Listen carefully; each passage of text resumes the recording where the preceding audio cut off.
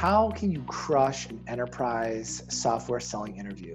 In this video, I'll take you through what you should expect from the interview process, some tips to help you stand out, and the question you must ask in every single enterprise software interview, no matter what. So interviews for sales jobs and enterprise software sales jobs typically take the following approach. First, you're screened by a recruiter who will then set you up with time to meet with the hiring manager. That second interview with the hiring manager is obviously the most important interview for you. They might ask you for a second interview. Once they're ready to move forward with you, you'll be introduced to their boss as a final step. Some companies may have you do ride-alongs with other reps or meet people in other business units, but the last step with your manager's boss is the final step and is often some type of stand and deliver presentation to a group. I know Salesforce, Oracle, Microsoft typically do these. Now, be aware of managers that have you come back over and over for multiple interviews.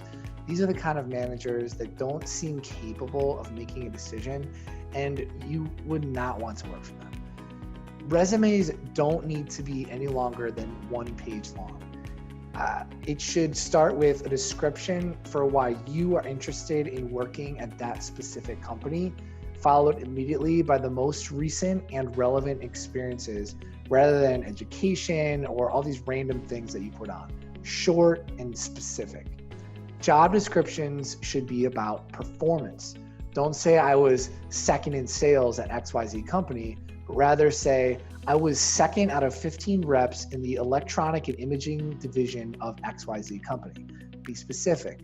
Tell specific sales that that you hunted, that you achieved on your resume. For instance, I closed Amazon by showing how they could drive $1.2 million in new retail sales by implementing a second-party data strategy while only spending $250,000.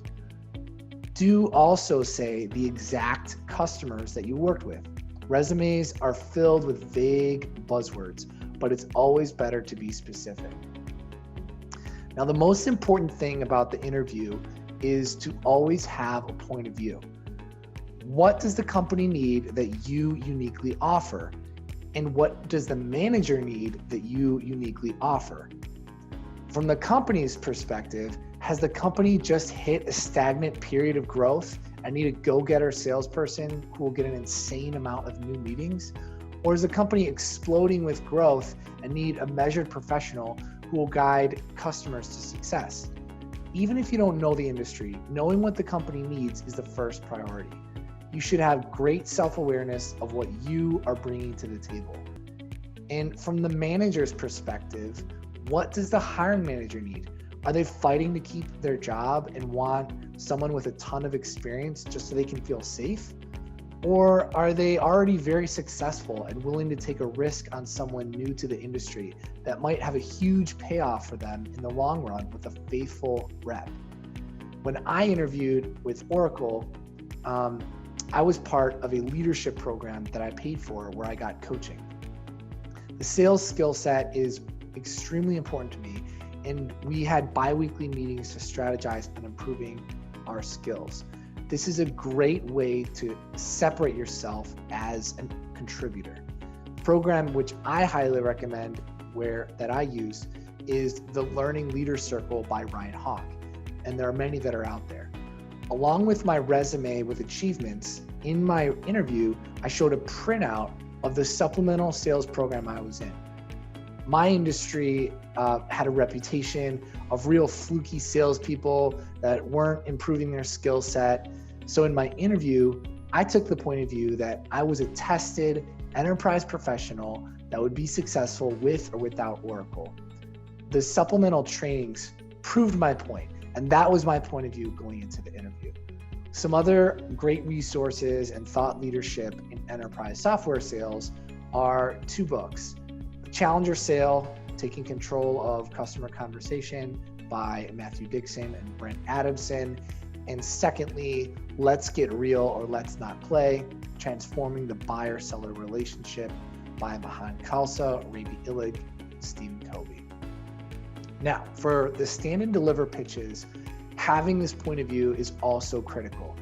Assertiveness and confidence is an absolute essential in the sales role, but it can't be fake.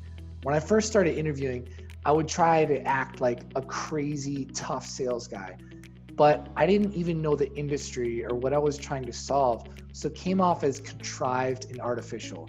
Now, there are reps that can pull that off. I'm not one of them. Only as I developed real bruises and had real conversations did I develop confidence. Remember, you have to be assertive and confident. If you don't have it in the interview, use it as inspiration to get better on the next interview. There's always another opportunity, always. At the end of the day, you can't leave the interview without knowing where the manager stands. This is the most important part of the interview. I can't tell you how many people fail at this. You are interviewing for a sales job, so the manager absolutely must know you can close. You have to find any possible objection the manager might have before you exit the room. No exceptions, because once you're gone, you'll never hear back. This is a lot of pressure, but the secret for me was to ask one simple question near the close of every single interview, no matter what.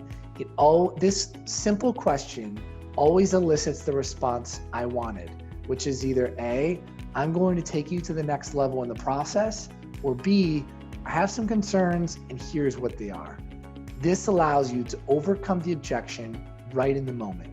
The question is this: is there anything precluding you from hiring me for this role? You can soften the question a bit to something more like, based on all the things we've discussed, such as strength in XYZ area, and assuming I check all the required background checks with the recruitment team, is there anything precluding you from hiring me for this role? That is the money question. In fact, one AVP from Oracle answered that question to me at the end of my interview with, quote, "Not anymore, Josh, now that you've asked me that question."